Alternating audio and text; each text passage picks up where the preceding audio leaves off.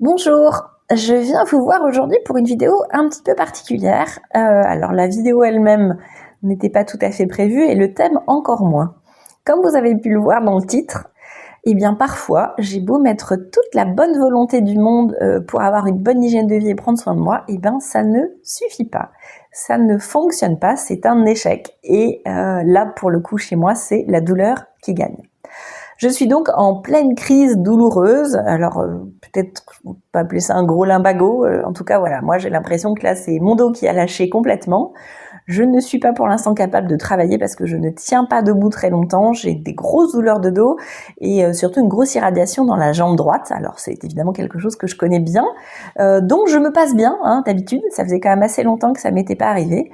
Mais voilà, c'est comme ça. Un travail peut-être un peu plus dense ces derniers temps parce que c'est une période en pharmacie où on a pas mal de travail, donc pas beaucoup de pauses dans les journées.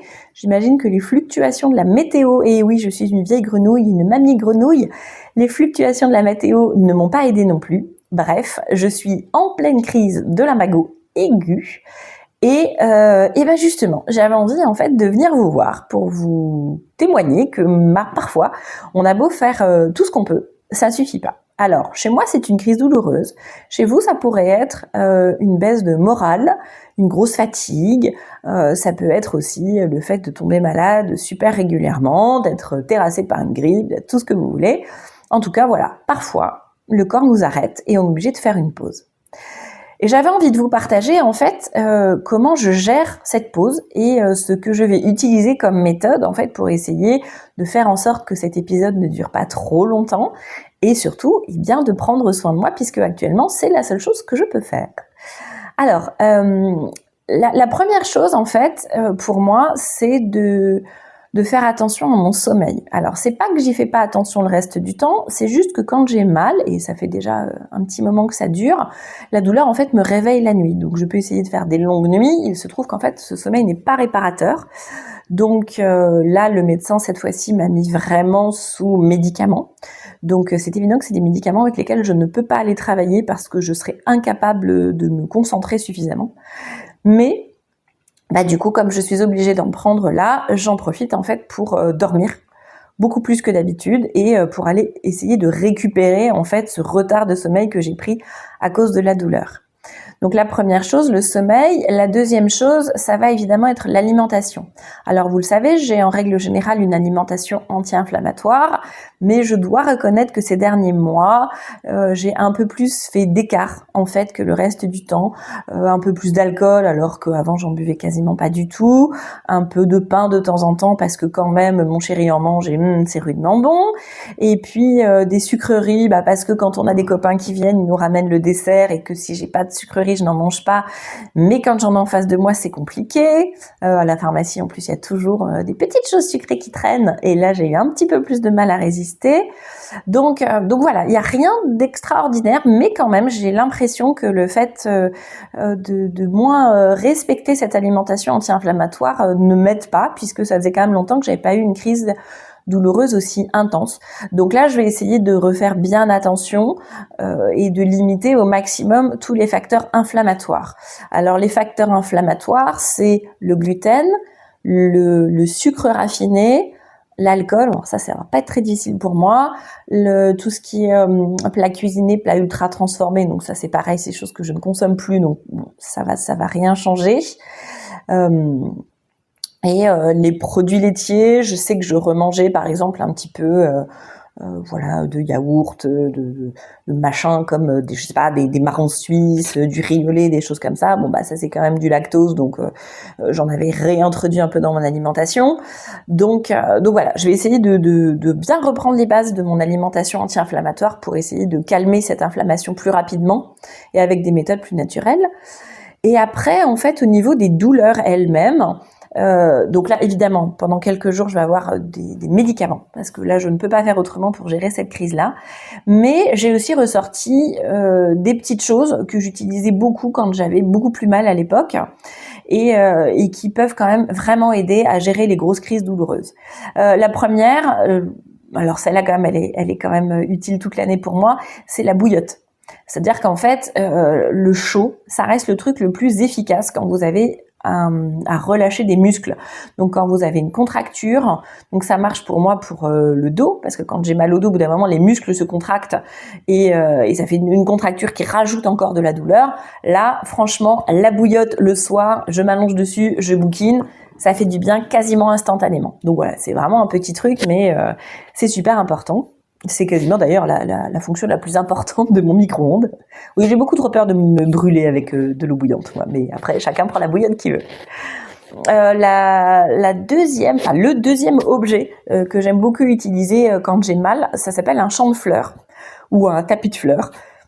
En fait, c'est comment vous expliquer ? C'est donc un tapis effectivement qui doit faire, je sais pas, peut-être 80 cm de long, un truc comme ça.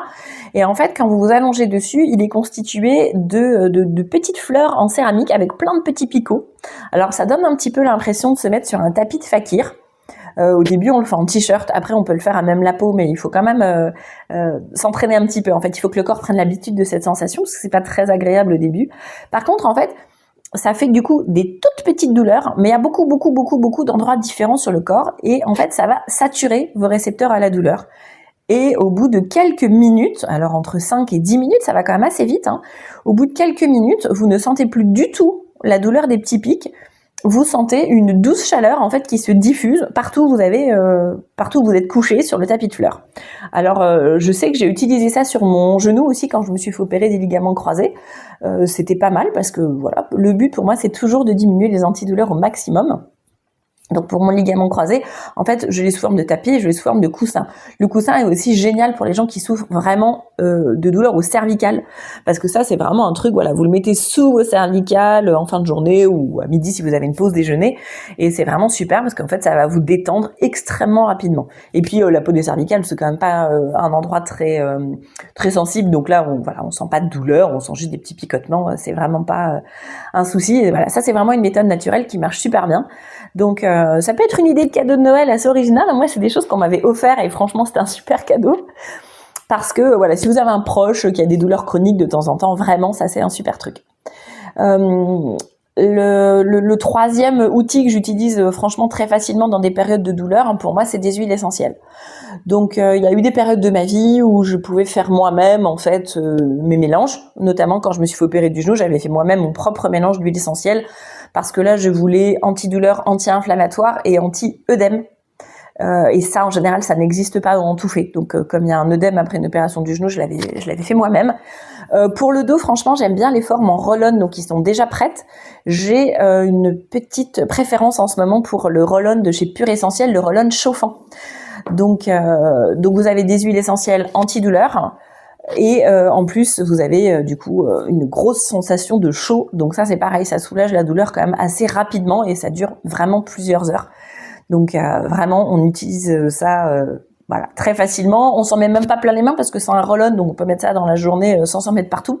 Je trouve que la forme est très pratique et je l'ai conseillé à un copain il y a pas très longtemps qui m'a envoyé un petit message de remerciement parce que ça l'a vraiment soulagé. Donc je sais que je suis pas la seule et mes patients l'apprécient aussi. Alors évidemment il y a d'autres marques, hein, il y en a aussi chez Pranarome. Vous pouvez, si vous êtes calé en huile essentielle, le faire vous-même. Mais voilà, huile essentielle chaleur, c'est vraiment un très bon combo pour faire céder des douleurs. Moi j'ai un dernier petit truc, mais ça par contre c'est seulement sur prescription médicale. Néanmoins, je vous en parle parce que peu de gens, voire peu de médecins savent que ça existe ou pensent à le prescrire. Ça s'appelle un neurostimulateur transcutané. Le nom est un peu barbare, on va souvent dire un TENS aussi. En fait, le principe est assez simple. Vous avez un petit boîtier, voilà, c'est vraiment pas très grand, hein, ça tient dans une poche, et vous avez des petites électrodes, et en fait, vous collez les électrodes, c'est des petits carrés, des petits ronds, peu importe. Donc, on se colle en fait ces espèces de petits patchs d'électrodes qu'on relie à l'appareil à l'endroit où on a mal, et l'appareil en fait envoie un courant avec une faible intensité, mais une forte fréquence. Et en fait, ça va permettre, un petit peu comme le champ de fleurs, de de bloquer les récepteurs à la douleur parce qu'en fait on les surstimule avec une micro-douleur. Enfin, moi j'appelle même pas ça une douleur, en fait c'est un tout petit picotement, mais et en fait très vite vous sentez plus rien et vous ne sentez plus la douleur non plus. Ça permet de l'anesthésier. Néanmoins il y a pas du tout d'effet secondaire, vraiment. Ça fait du bien pendant plusieurs heures. Si vous portez le neurostimulateur pendant 20 minutes, vous pouvez après avoir 3-4 heures sans douleur. Donc voilà, c'est vraiment des choses qui sont intéressantes à savoir, qui sont pratiques et qui permettent, quand on a des grosses douleurs, de limiter, voire d'éviter aussi, ça dépend de l'intensité, mais de limiter en tout cas la quantité de médicaments qu'on prend, parce qu'on sait très bien que les médicaments forts pour la douleur, ils sont pas du tout bons pour la santé, on n'est pas très frais avec, c'est pas très agréable. Enfin moi je sais que là ce qu'on m'a donné en ce moment, je ne peux pas travailler avec ça parce que je serais pas du tout assez concentrée en fait pour travailler. Donc voilà, ça va aller quelques jours le temps de calmer la crise et puis après hop c'est fini parce que je peux pas vivre avec. Enfin moi j'ai l'impression que c'est de la drogue. Enfin j'ai l'impression non, c'en est. Mais parfois c'est nécessaire, ok, mais ça doit pas durer trop longtemps. Donc voilà, c'était un petit peu pour vous partager les astuces que je vais utiliser pour pour surmonter cette crise, pour aller un peu mieux et puis pour reprendre une vie normale. Au niveau activité physique, c'est toujours un petit peu compliqué quand on a une grosse crise douloureuse parce que quelque part, on a envie d'aller se coucher en disant de toute façon là, dès que je bouge, j'ai mal. Parfois quand on bouge pas aussi, mais enfin bon. En tout cas, on n'est pas très motivé pour bouger. Donc l'activité physique de forte intensité n'est pas conseillée dans ces cas-là, mais le repos total n'est pas conseillé non plus. Donc il faut essayer de trouver un intermédiaire. Pour moi, l'intermédiaire, en fait, c'est d'essayer de marcher à peu près 2 km par jour, donc c'est pas beaucoup. Enfin, en tout cas, pour moi qui ai l'habitude de marcher, c'est vraiment pas beaucoup. Ça fait quoi, je sais pas, une demi-heure de marche à peu près, vous voyez, pour vous donner une petite idée. Mais quand même, ça permet de garder un peu de mouvement, de garder le corps en mouvement. Et il y a aussi, moi je cuisine un peu, donc avec une ceinture lombaire pour être sûr que mon dos quand même est dans une bonne position et que je ne prends pas une position antalgique qui serait forcément une petite position déséquilibrée dans ce style. Donc voilà, une ceinture lombaire quand même pour maintenir la position et me tenir droite, me tenir bien, donc sans abîmer mon dos. Des sessions de cuisine évidemment pas trop longues.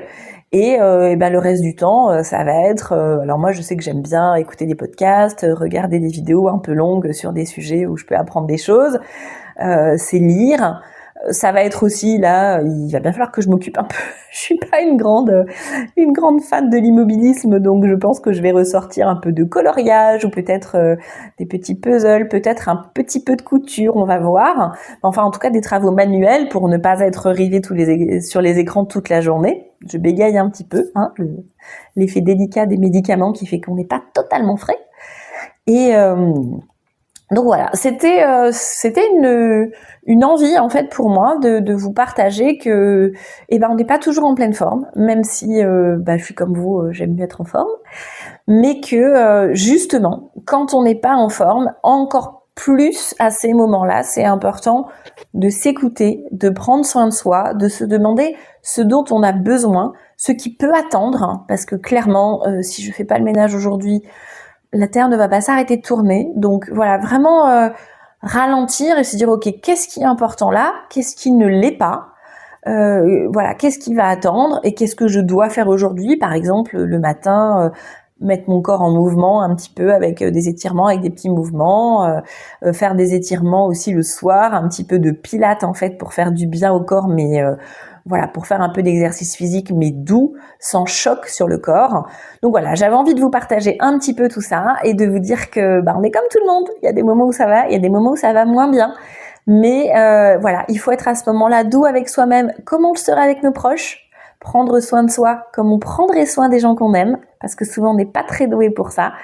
Et puis voilà, prendre ça avec philosophie, se dire que la vie, c'est comme ça, on peut pas toujours tout choisir, ça va passer, et en attendant, on fait au mieux.